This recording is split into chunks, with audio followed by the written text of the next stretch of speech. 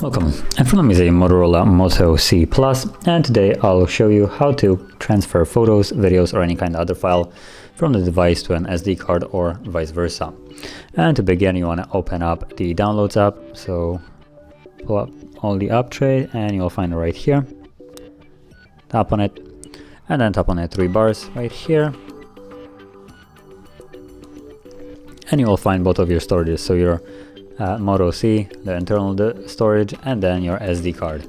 Now, if you only see one or nothing here, go back, basically just slide the panel away and tap on the three dots.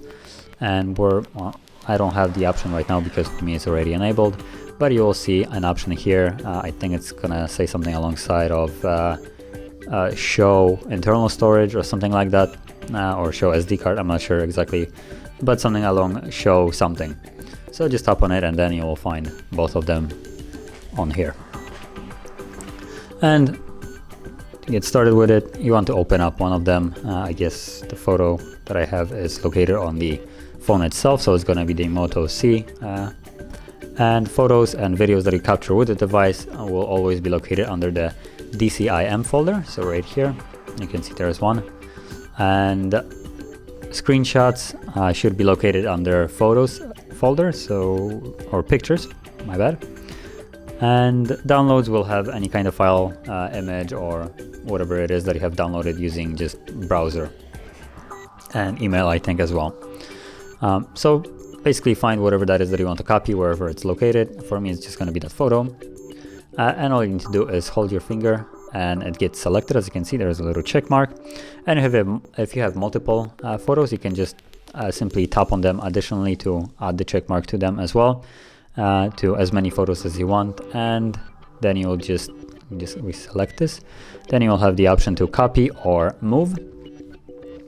And just before I choose one, if you have an entire folder of it, you don't actually have to select all the photos in there. If you want to move every photo, you can just simply go back and select the entire folder instead of like selecting hundreds of photos. So I'm going to proceed with that. So once it's selected, tap on the three dots and choose either to copy or move, depending on what you want to do.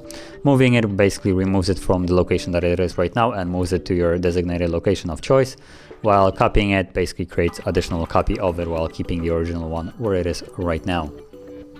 So I'm going to choose move.